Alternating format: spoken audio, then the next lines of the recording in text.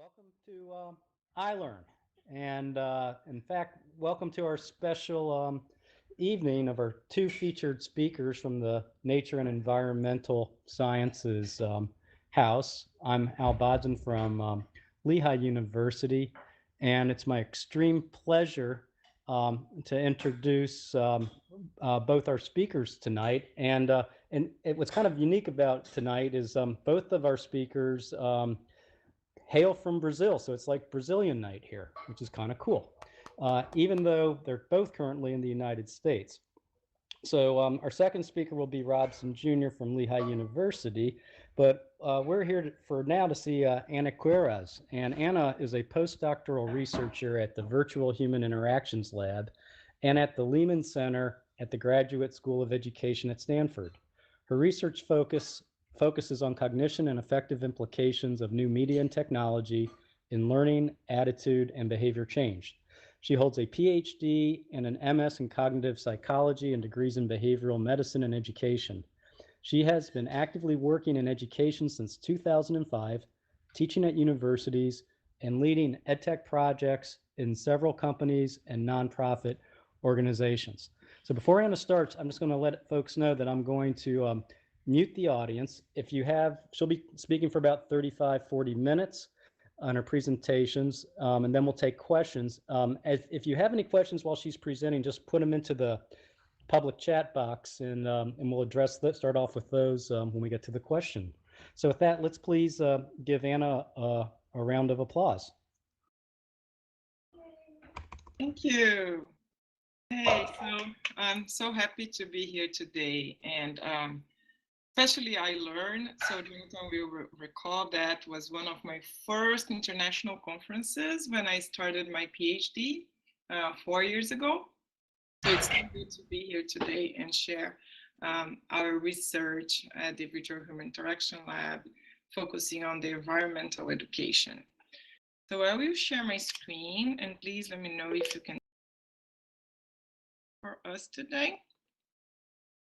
Yep, great, it's great. So I can only see the slides. I'm sorry, I'm not seeing you right now, but I will see you back when we finish the sharing screen. So here in the lab, first I would like to introduce our team that is working with environmental education. So Professor Jeremy Bailenson, that you probably know, he was one of the keynotes here on iLearn on Monday. And then Geraldine Fauville, that was a postdoc last year in the lab, and today she's an assistant professor at the University of Gothenburg. And here is me. So Anna, you can see my picture right now. So first, I would like to frame this presentation around the targets that we have on the research that we are conducting here in the lab. One of these is how educators think about VR and what are their expectations about VR. So investigating educators' opinions on VR and needs. Second target is how learners use VR, how they learn using VR. And these are the experiments we conducted, especially field experiments, investigating how VR would help them to learn and how would be also the affective associations that they have with VR. Also, the design of the experience. So that's a very interesting question we have here. Is not that if VR is effective for learning and behavior change when we talk about environmental education, but especially how the design of the experience is effective for learning and behavior change. And finally, new applications of immersive environments for environmental education that expand this use that usually VR is so restricted to this sight sense, so how we can expand and explore other senses as well. So first, talking about educators. So we conducted a qualitative study with marine educators to understand better how would be the challenges to teach ocean acidification and how they could use VR to address those challenges. So in this study, we first had a step that we call the challenges generation, where we sent a survey link for 70 marine educators, and we asked them to generate up to 5 challenges of how teaching OA would be difficult. So it resulted in 269 challenges that we received, and then we categorized them. So we took these 269 challenges, and in 4 researchers, we started to group them by their similarities. And then it resulted in 21 categories. So after we had these 21 categories, we went back to the marine educators, and we sent actually to 123 marine educators all these challenges, these 21 challenges, and we asked them to rank those challenges and let us know what would be the most important challenges in terms of severity. And they could rank each challenge from not at all a problem, like this challenge is not at all a problem, or it's extremely serious. Then after that, so at the in a conference, so we had the marine educators to experience the Stanford ocean acidification experience. So this is virtual experience, a 360 and 60 of experience where you can experience underwater ecosystems and allows the user to observe firsthand what a rock reef would look like by the end of the century if we do not curb our CO2 emissions. So it allows also the users to watch the ocean absorbs the invisible CO2 molecules, and also how this rocky reef degrades and the marine life disappears as the ocean acidifies. So all these educators, they were able at this conference to experience VR, and then after they were on a workshop where they discussed these challenges, that's the 7 ranked challenges that we found, and we asked them how VR could help to mitigate those challenges. And from their answers, we could find first that there are 4 main themes that the educators are worried about, how to teach about ocean acidification. And the first is they reported as a challenge the lack of science literacy. It means that the students come to the class lacking some fundamental in science that would be very important to understand about the process of ocean acidification. And because ocean acidification is a complex and abstract concept, they would need more science background to help the students to understand this process. Second, they listed as a challenge the unprepared education field. It means that it would be important to have more training for teachers on how to teach about ocean acidification. Also, they mentioned this complex and invisible nature of ocean acidification, what turns more difficult to students to understand how the process works. And also, because this process takes so long, like we don't see the results in the short term, it takes several years to see results on the marine life and the impact. It's more difficult to the students to understand how it works. Finally, they mention the lack of personal connection with the ocean. It means that just a small portion of the students live by the coast, and even the ones that live by the coast, just a very tiny portion of them were able to dive and to really experience firsthand marine life and how the ocean looks like underwater. So those were the main themes around the challenges they listed. And when they talked about the VR contributions and how VR can help to address those challenges, we found mainly that VR could help on empowerment. It means that the nature of VR being immersive, this immersive experience can help to create a personal connection. And that could lead to empowerment and feeling of being able to make a difference. So several marine educators mentioned that.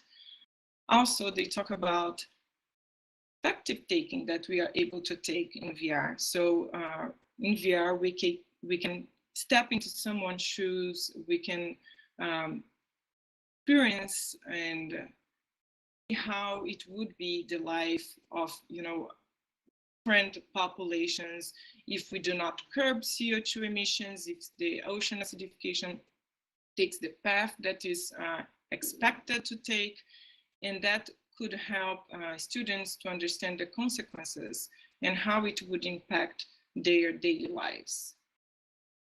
And finally, as we all know, that's a very strong potential of VR. So it would help also to visualize complex relations. And when we talk about chemistry, how the molecules work, how the ocean would absorb CO2, and then all these atoms and molecules connections, the chemistry behind that. So they also mentioned that a lot.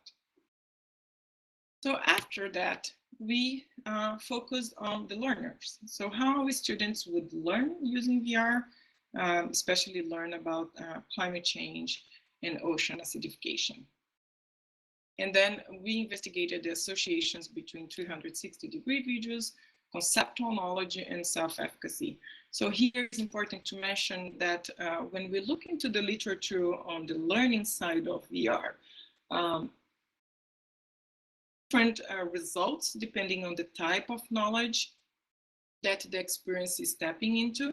So for example, for procedural knowledge, that is more related to a knowledge that has steps. You need to memorize a sequence of steps you need to do, or it's related to some motor skills. So for example, medical training for surgery, it's a good example of that.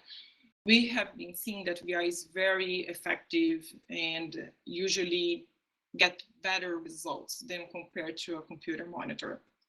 When we talk about conceptual knowledge, that's more related to the information and abstract concepts, and adding this new information to information that we already know and building a new information about that, we can find varied results. So some of the studies, they report that VR is better than a computer monitor. Some of them just show similar results, or some of them even show that a computer monitor was more effective. And we also wanted to look into self-efficacy, because this is a very important concept when we talk about education. And it's related to how students feel that they are able to learn. And several studies here from Albert Bandura, here from Stanford, has shown that high correlation between feeling this self-efficacy feeling able to learn, and academic achievement, professional achievement, and so on. So that's why we also wanted to investigate that. So for the first study, so we conducted 2 studies in this area. So for the first study, we had 53 female 8th grader students from an all-girls private middle school here in the US, here in California.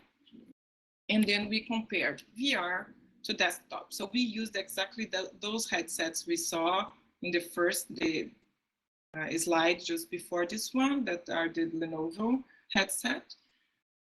And we used 2 videos here from the lab. We used the Crystal Reef and Coral Compass. So Crystal Reef talks about ocean acidification and shows how the marine life will look like if we keep the same CO2 emissions. And Coral Compass shows how Palau, that's a small island nation in Micronesia, is adapting to climate change and what they are doing to combat its effects on their reefs and their economy. So this experience, Coral Compass, was premiered at the Tribeca Festival 2018, and it was featured also at the Ocean Conservancy at the Super Bowl in Miami last year, before COVID. So Hobson is kindly helping me to show this video for you. So it's a nice 5 minutes break that you're going to take from my talk, and you can experience what the students learned. So Hobson, could you please help me? Yes, let's roll. Sharing my screen. Okay, now I'm going to share my screen. So if you have popcorn or beverage, just relax and have this 5 minutes experience.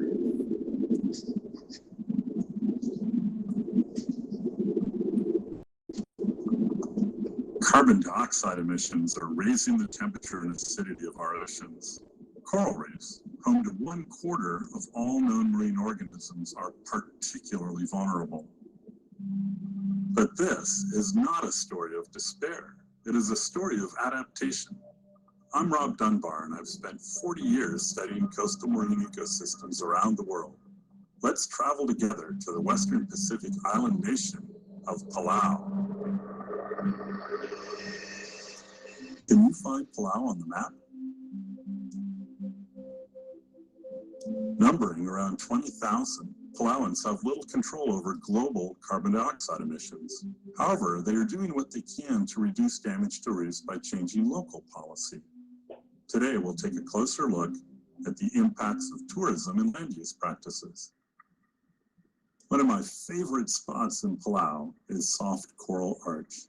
Here, delicate soft corals grow in the shade of a shallow limestone arch. Take in the peace and quiet. Unfortunately, we seldom see soft coral arch like this, free from disturbance. Let me show you how it usually looks. Look above and around you. This beautiful site draws large numbers of tourist boats every day. Observe how many of the tourists are swimming vertically instead of horizontally, kicking and damaging the corals with their fins. On the left side of the room is almost every Palauan senator. On the right are marine scientists, including me. To address some of the negative impacts of tourism, Palauan officials have introduced initiatives that will reduce the number of people at any given reef. But humans affect marine ecosystems, even if they never enter the water. Already weakened by climate change, nearshore reefs are more susceptible to damage when heavy rainfall on land carries sediments to the coastal ocean. As you look around, you'll notice that sediments reduce the clarity of the water, and there are few living corals and fish. Poor land use practices, such as eliminating the mangrove forests that run along the coastline, make the problem worse. Conversely, good farming practices can actually reduce the amount of sediment. This is a traditional Palauan taro farm. Scientists in Palau found that taro farms can reduce the amount of sediments in stormwater runoff by as much as 90%, acting like a sponge. They are working with land managers and farmers to strategically place farms in areas that will catch sediment before it reaches the ocean. In turn, the trapped sediments provide nutrients that help the taro grow. Now, look around. This reef is starting to recover. Trapping sediments in taro and in mangroves has a dramatic effect on the health of coastal reefs. Even when storms stir the sediments on land, the nearshore ocean waters are beautifully clear. These clear waters are ready to support healthy corals and vibrant populations of fish. Palauans are guardians of some of the world's most pristine and extensive coral reefs. Through careful management, they aim to better protect their reefs from damage caused by climate change. But we all have a role to play. Devastating events around the globe, droughts, flooding, wildfires, and sea level rise can all be linked to human-caused climate change. It's time for more countries to lead by example and enact policies that curb human impacts and protect the environment in our changing world. Now, take in the splendor of this wondrous planet we call home.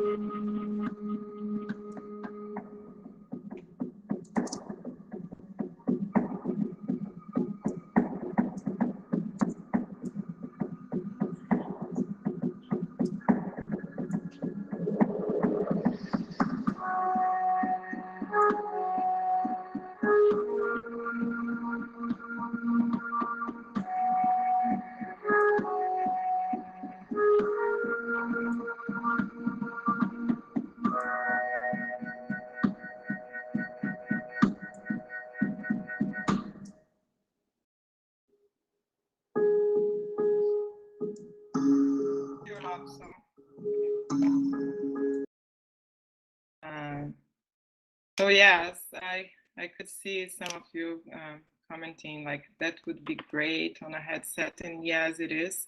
The students, they were so happy to have this experience. Share my screen again. Can you see my screen? Yes, Anna, we can see it. Okay, great. So it was very interesting to bring them because it was, for most of them, it was the first time having this VR experience. And as you can see, it's mostly a conceptual knowledge. So they are learning, what Palau is doing, what can a government do to protect their land. So it was a very interesting video to, investigate how VR compared to a desktop would work. So here is the design and the procedure for this first study. So first we had this pre-test where the students answered to multiple choice and open-ended questions to assess how much they knew about Palau, about coral reefs and ocean acidification, and also a questionnaire to assess how much they felt that they were able to learn, and especially focusing learning sciences. Then 3 weeks after, participants were randomly assigned to two conditions, VR or desktop, and they watched first one of the videos that could be coral compass or crystal reef. So we randomly, assigned what would be the first video. Then they answered the questions assessing learning after this first video. After they answered that, they watched the second video and then answered again the questions to assess learning. And after that, they answered questions to assess how much they felt that they were in this virtual environment, the presence questionnaire, where we used 3 questions adapted from NOAC and Bielka, and then the self-efficacy questionnaire as well. That was the same from the pre-test. And what we found, first, we found that for both the open-ended and the multiple choice questions, students learned with the experience. So there was a significant difference between post-test and pre-test. Although they were randomly assigned, there was a significant difference between the scores of each group for the multiple choice questions. But this difference was not significant for the open-ended questions. And when we look into the self-efficacy results, we found that, again, although they were randomly assigned, there was this significant difference at pre-test, but then controlling for this difference, we found a significant difference between groups at post-test. And actually we found an interaction effect where participants in the VR headset, they increased this feeling that they were able to learn, while participants on the desktop condition actually decreased their score on the self-efficacy questionnaire. So then to address some of the issues of this first study and also to have a larger sample, We run the study 2 in the same school. That's an all-girls private school here in California. And this time we had 139 female students from 6th to 8th grade. And we use it again, 2 conditions, the VR versus desktop, and the 2 videos, the Crystal Reef and Coral Compass. And the design is very similar, but we added some other stuff. So for example, for the pre-test, we added 1 variable that we called learning agency. So when we think about self-efficacy, we know that agency plays an important role on that, but we are talking about 360 videos. So it's not that they are moving around or that they are actually interacting with the environment, dragging objects, selecting objects. So we developed some questions to assess how much they felt that they were able to control their learning, considering this 360 environment. And we again asked them about self-efficacy and assessed how much they knew about the topics. So 5 weeks after, participants were split, and this time we used the matched assignment. That means that, for example, we have the 2 participants that had the higher score on multiple choice. The first one went to the VR, the second to the desktop, the third one to VR, the fourth to the desktop, and so on. For each variable, we did like that, like these pairs, to make sure that we did not have a significant difference at the pretest. And we also used 2 sessions. So participants had in the first session 1 of the videos and answered the same pretest questionnaire plus the presence questions. And then on the next day or 2 days after, they watched the second video and answered the same questionnaire and the presence question. And I just want to call your attention that we're all looking at, we don't know if your slides are frozen. It says study 1 participants, conditions, videos. We don't know if you've got a frozen slide. Oops, thank you for letting me know that. Did it change now? No. No? No. Okay, let's try again. Is this presentation loaded into the Verbella interface? Is that what you're showing? No. You're showing your desktop. Yeah, my desktop. Can you see my desktop now? It's not on presentation mode. Can you see? It's still on the same slide, study 1 participants, conditions. Oh, interesting. So when I stopped sharing my screen. Can you see my screen? No. Not now. Not now. So now, try again. Yeah. Can you? What if we hit refresh? Is it working now? No. No, I'm not seeing that. I mean, hold on.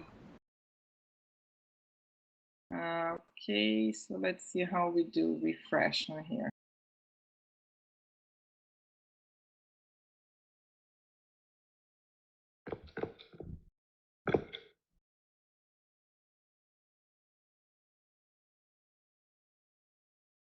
Now, can you see my desktop?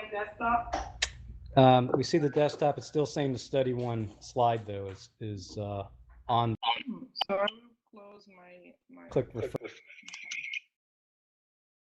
Kind of in a weird loop. Yeah, I'm not sure what the origin of that is.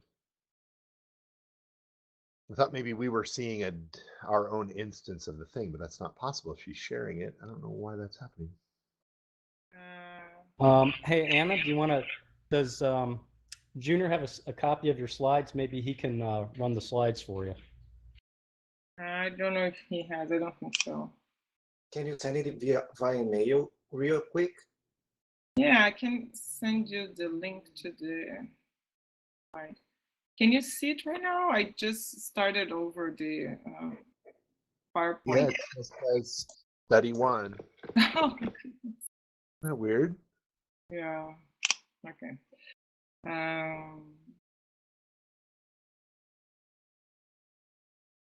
Sorry.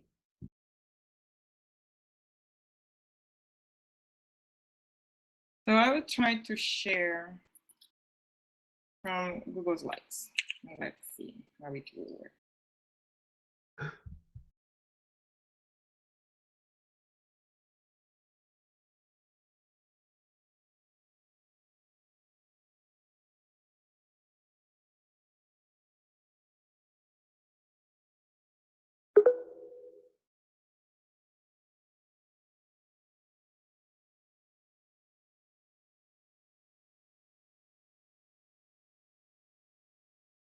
Maybe after you Okay, we can see from the first slide. So yeah, it just might be a way of just kind of just scroll through them. I don't know, that might be the best way. They had to do that on one of the other presentations. It's okay. Yeah, the astronaut had to do that. So can you see now the study 2? The design and the procedure, can you see it? I am seeing the first slide. It's the same thing that happened in the rehearsal. Like each one of us have the ability to scroll down the slides ourselves. So maybe it's good because as she talks, she can tell us which slide she's at, and then we can scroll to that specific slide.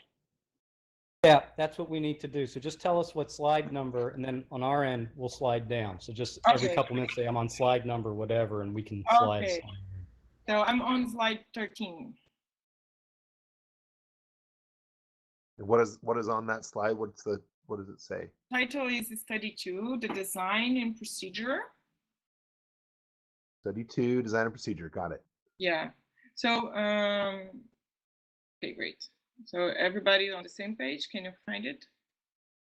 Yep, we should all be good. Yep. Study Okay. 2, design and procedure. Great. So we had this, so the pre-test, and then if you go clicking, you're gonna see we have students were assigned either to the VR or the desktop condition. They watched one day, one of the videos, either Coral Compass or Crystal Reef, and after that answer the questionnaire assessing their learning, self-efficacy, learning agents, and presence. Second day, the same thing, but with the video that they have not watched yet. And we added 6 weeks later a delayed post-test, where we had exactly the same questionnaire from the pre-test, assessing learning, self-efficacy, and learning agency.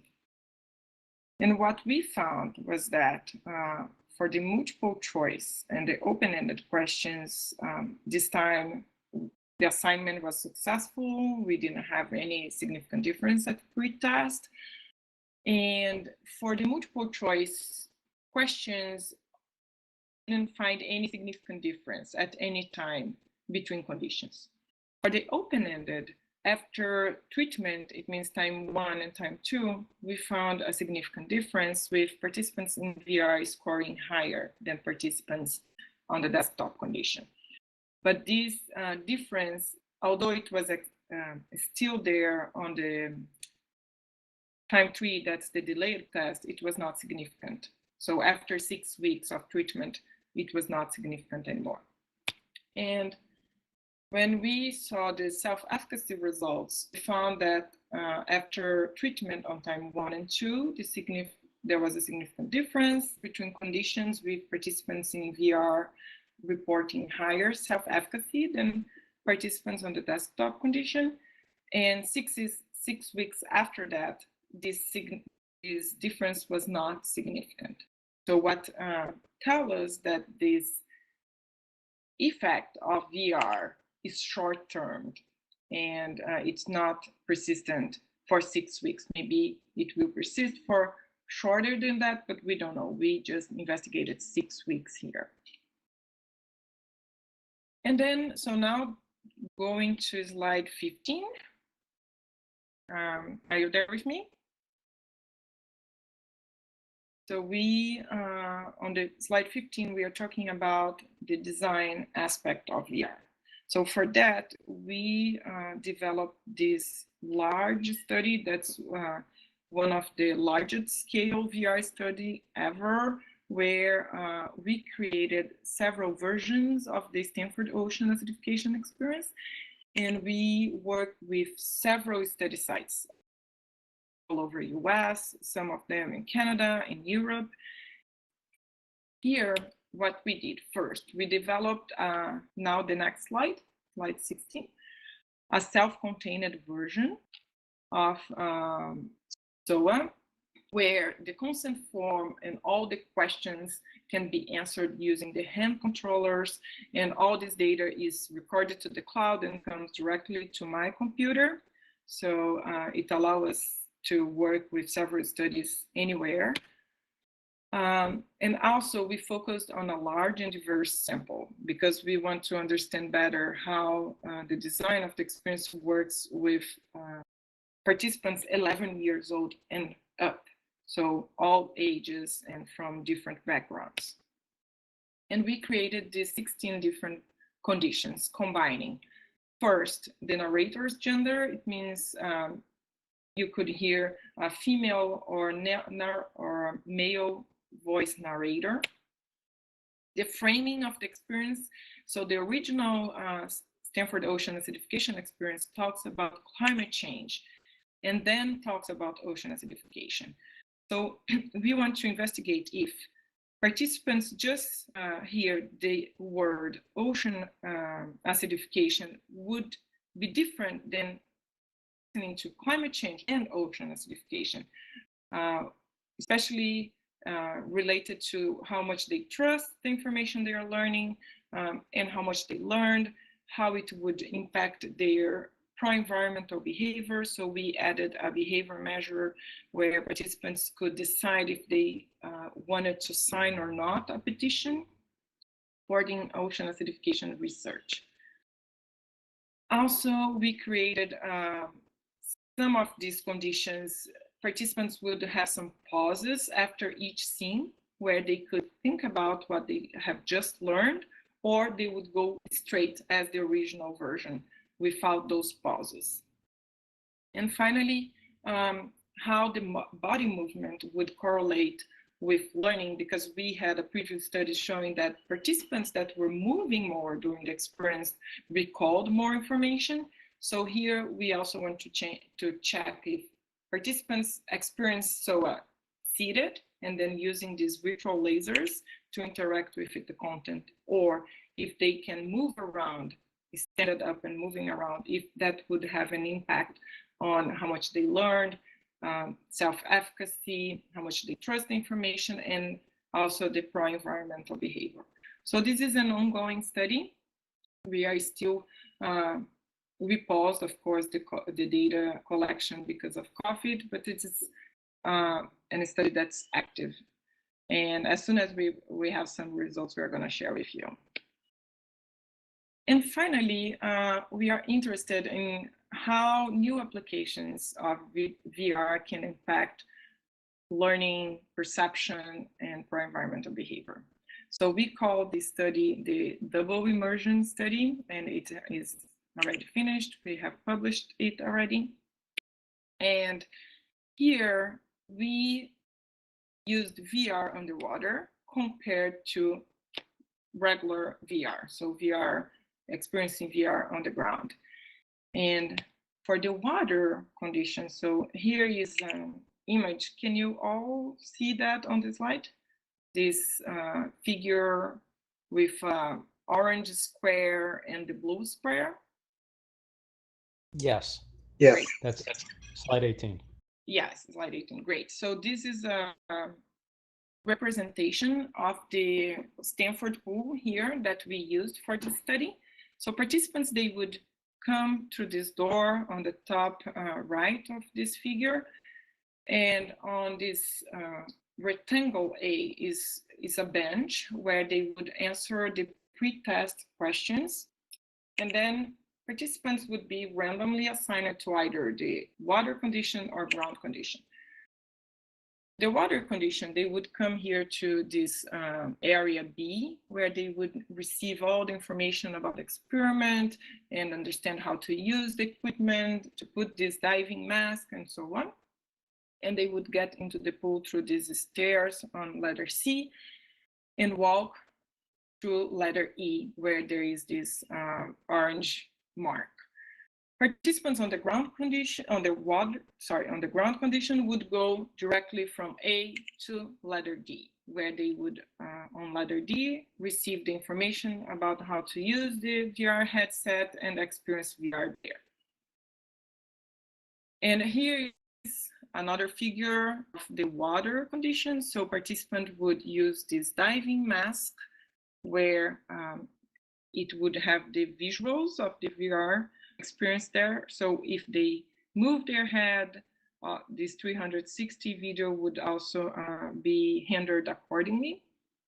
And they had this floating device on letter C that would allow them to not sink anytime. And they were anchored to this place, exactly this place, but they couldn't actually see the anchor because there was this letter E dispositive that was kind of hiding the anchor.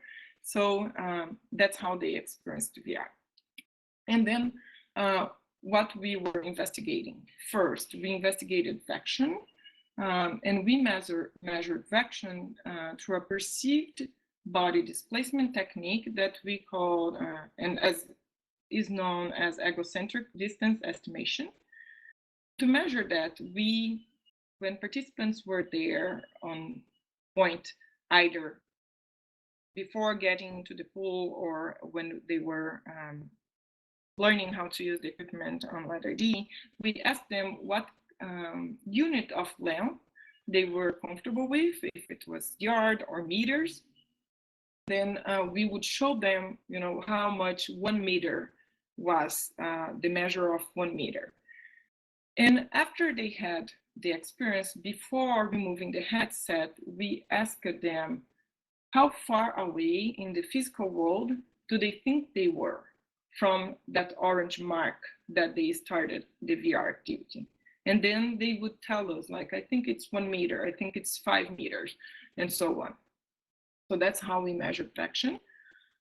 We measured the visually induced motion sickness, and for that we used the simulator sickness questionnaire and also presence, where we took 6 questions adapted from Nowak and Bielka. And our results, what we found surprisingly is that there was no significant difference for presence between conditions. We thought that participants on the water condition would have a higher feeling of presence, but didn't happen. And we also haven't found a significant difference for the general visually induced motion sickness. What we found, so here are the graphs for the motion sickness, showing that there is no significant difference between conditions. But for the vection, what we found was a significant difference between them, with participants that had the water experience reporting a higher distance estimation. So they were thinking that they moved much more during the experience than participants that were on the ground condition.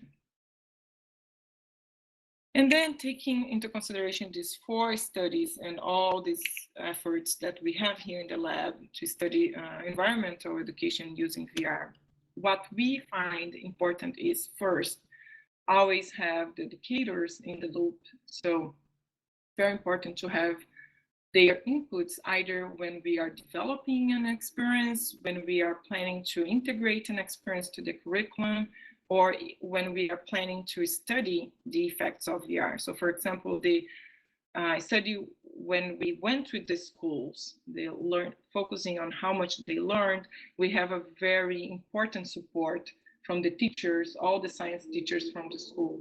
And they even helped us, to plan the questions, assessing learning, to build those questions and so on.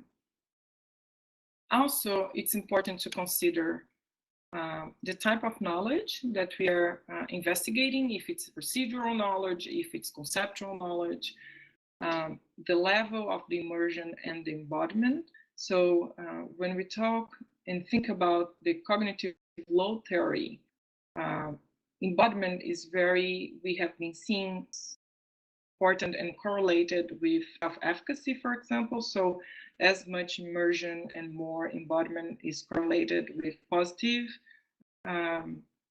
self-efficacy report.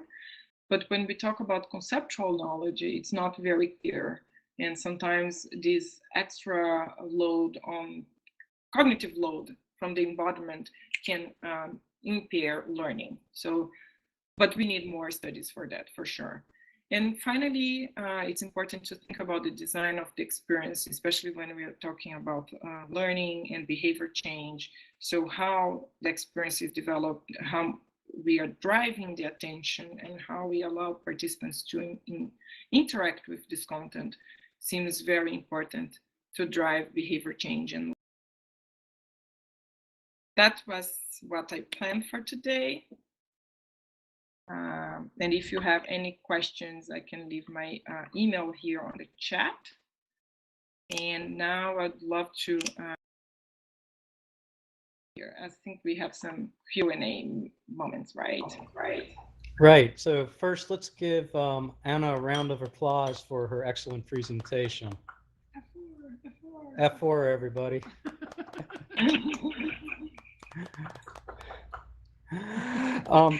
And I'll start off with the so at first, if anyone else has, there's a lot of great comments. People are fascinated by what you've shown us in your study. You know, the last comment Jonathan just put is like, wow, stunning presentation of rich, amazing, important, groundbreaking work. And I agree, this is amazing stuff you got here.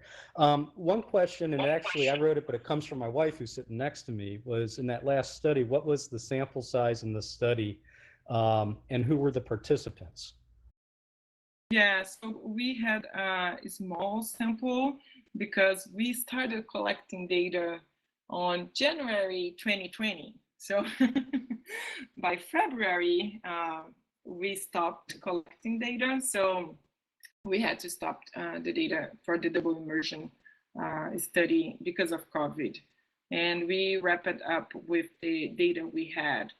So we had 25 participants average on each condition. So it was not a large sample, but it was enough to run the stats for that. For sure, it would be interesting to have more participants in the next study. Thanks, Anna. And how old were the participants in that study? Yeah, so they were Stanford students. I will just pull up here exactly the data for you. So had an average of 24.8 years old with a standard deviation of 7.5.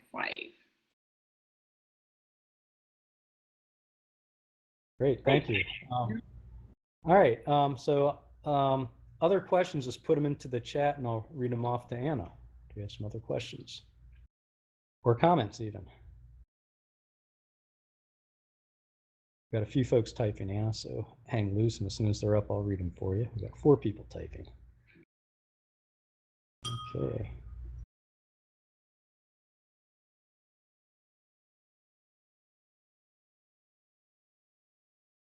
Okay. Can you say a bit more about the effects of movement on the learning or retention? Yeah, so this is something that we are interested about. We are still working on the data of this study, so there is not much I can share from this large scale study. So what we have is a previous study where we found, so all students had VR, all students had the standing version of self-contained, of Stanford Ocean acidification. And what we found was that students that were moving more, and we are talking about high school students, students that were moving more, they recalled more information. So that was a previous study. And based on that, we decided to investigate if experiencing VR seated or walking and moving around would make a difference. So we are still working on this data, and we are processing the XYZ coordinates from the headset, from the hand controllers, and it has been giving me a lot of work to process all this data. But as soon as I have more results on that, I'm happy to share. Okay, thanks. Next question comes from, I hope I pronounced this right, Susun Wong. Did any of the participants have previous diving experience that might have affected the vection results? Yeah, so that's a good question. What we asked as a pre-screening was that they were comfortable with the diving mask, because we know some of them, and that's me, for example, I don't feel very comfortable with those masks. So that was the screening question. We actually didn't ask them how much of experience they had with diving, but anecdotally, so we do not have that registered. I don't recall like many of them telling me that they were, that they were used to dive. So most of them, it was the first time. Okay, great. And we have time for one more question. And this comes from Jonathan Richter. Seems like a great design-based process to create and test these amazing immersive experiences. Can you talk about the co-design process with the teachers a bit more? What worked really well? What were the challenges? Great question. So it was very nice to work with them. So the reason we worked with this all girls school is because the the science teacher, one of the science teacher out to us, and he really wanted to have, VR experiences at school. And he was very engaged with the research. So what we did was I created all these questions to assess learning together with a marine expert, a marine biology expert. And then we shared with him the questions, and we were asking them, like, are those questions appropriate, kids? Have you already learned about anything of this? And he was with us telling like what they have already learned, and helping with even the wording of the questions to have the best vocabulary for the students. And before we start anything, he came to the lab and he experienced all our, VR pieces, and we selected together which pieces would work best with the audience. It was important to have his engagement to get the other science teachers as well. So for study 2, we had the whole school going in VR. So it's from 6th to 8th grade. So all the students were in VR, and it was very important to have the other teachers with us as well. So we had several meetings with them. We explained to them what we were doing. They experienced VR. They answered the questions to know exactly what the students would do. And by the end of both studies, I went there and I made a presentation about what we do in the lab, how is it to be a scientist, because they work a lot with women empowerment there. So it was very interesting and very important. Thanks, Anna. So we've kind of run out of time right now. So let's go ahead and give Anna another round of applause. That's F4. Thank you.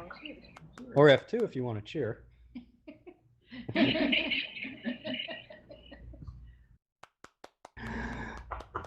Thank you so much. It was so great to share what we are doing here with you, and thank you for the questions, so interesting ones. Thank you, Anna. So I'm going to, the main event has finished. We're going to stick around for about another 5 minutes for our next featured speaker, Robson Jr., but the live stream will now close.